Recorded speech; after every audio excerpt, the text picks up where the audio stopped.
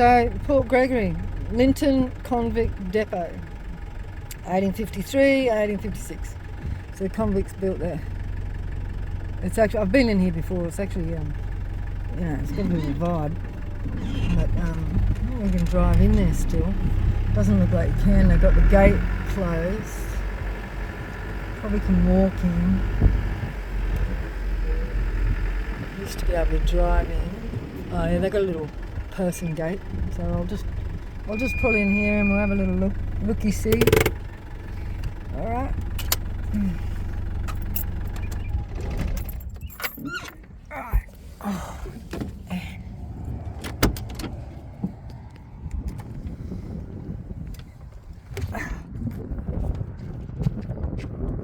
Oh, there's a nice bit of breeze. The breeze is nice.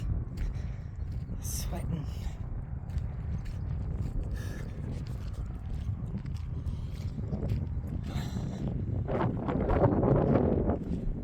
Oh, how do I get in here? There we go.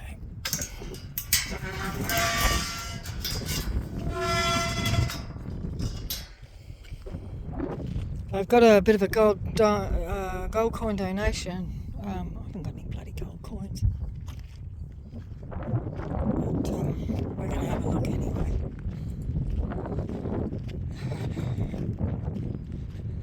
Oh, it's actually nice to get out of the vehicle. There's a bit more of a breeze. You can feel the humidity.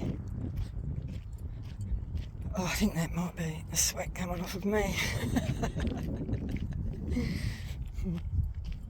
I think I remember last time I was here there was all the weeds, what was it, castor oil weed was all over the place growing here. Maybe they cleaned it up some.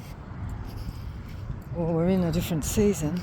Lynton Heritage Site. Depot well, so there's the well right there. I wonder if there's still water in it. Drop a rock in it. Hang on, I'll get a smaller one.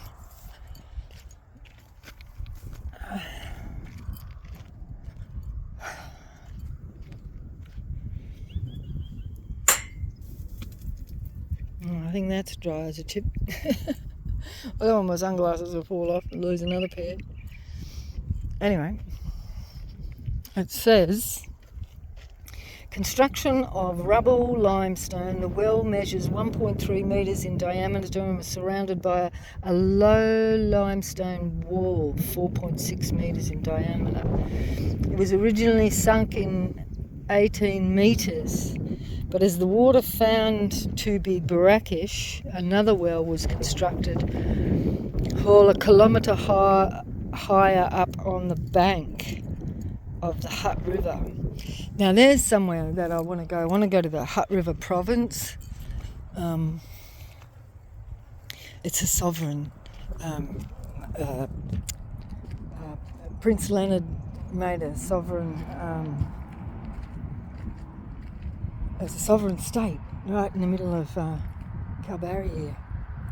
Measuring 17 metres and 9 metres, it was completed. So this is the depot building, right, for the convicts. This is where they would have got their instruction and whatnot. Shortly before the whole complex was closed, until then men slept under the canvas, designed to accommodate up to 80 men. A double row of hammocks would have been needed. Mess arrangements are unknown. So this is where they slept. I'm surprised they even gave them some shelter. Oh, isn't this beautiful? Wow, it'd be nice to do something here. They've obviously renewed the roof. Now I'm not going to read everything here, but we'll see if we can pick out bits and pieces. Understanding the depot buildings. All structures at the site date back from the years 1853 and 1856. Temporary accommodation. Buildings and structures, layout and design of the depot are thought to have been carried out by Lieutenant Crossman of the Royal Engineers, who had visited the site soon after the arrival of the first convicts. It was similar to that at the other convict hiring depot of the time for which he had also been responsible. Well, you see some pictures. Obviously, this is much later.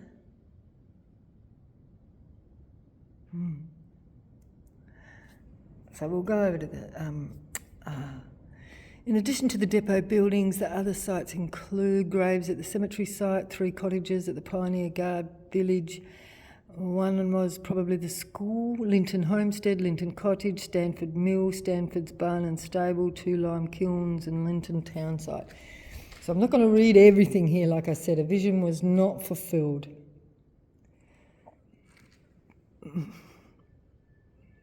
Remember, there's something been about that. Initial plans for the area were ambitious. 2 towns were laid out in 1853 by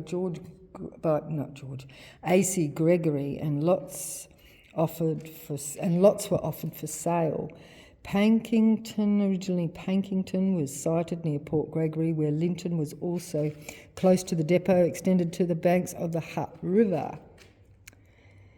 The towns were to act as the major centres for the Victoria district, serving the mining, pastoral and agricultural industries. However, although 3 town lots were sold at Lynton, there is evidence of only one substantial structure having been built there.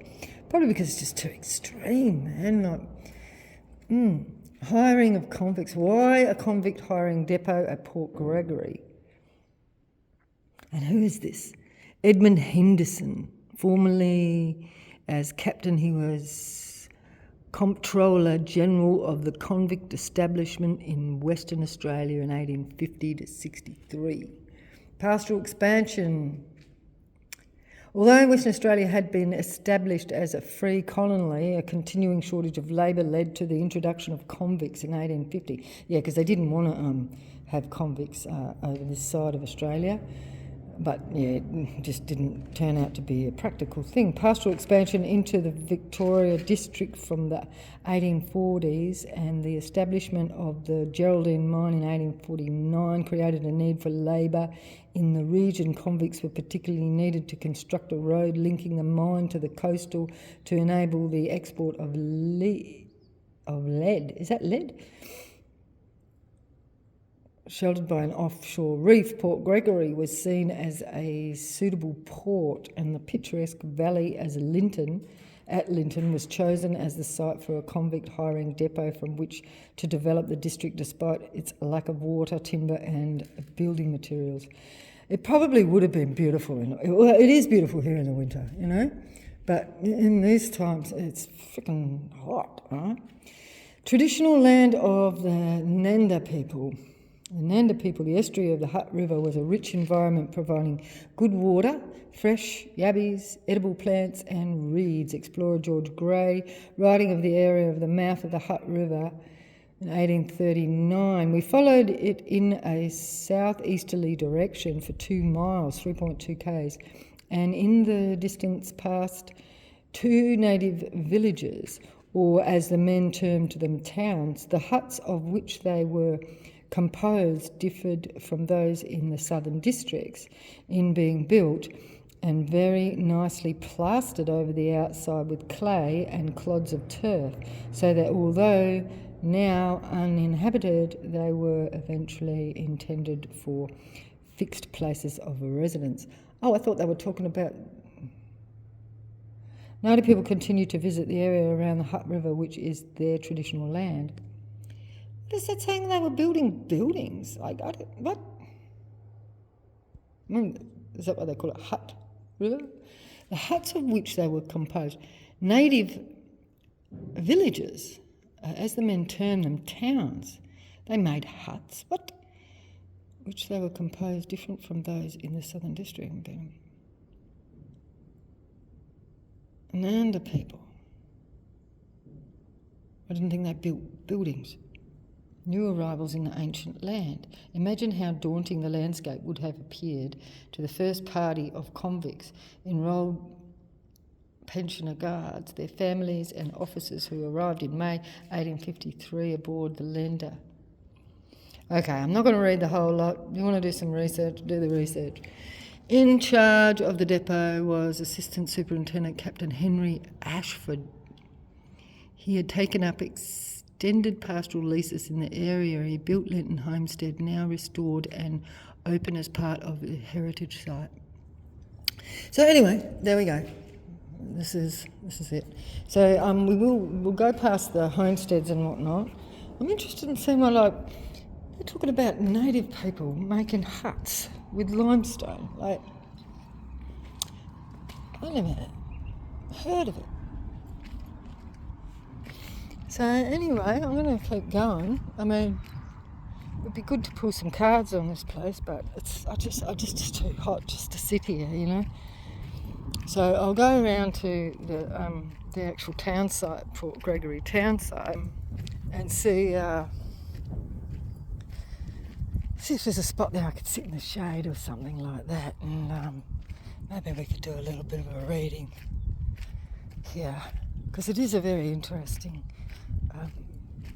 place in the middle of bumfuck nowhere. I shouldn't talk like that, right? It's not really that far away from Geelong and that, like, not really. It just feels like it is because it's so arid, you know. So anyway, I'll keep going and I'll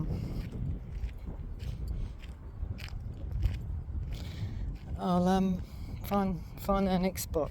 Okay, bye.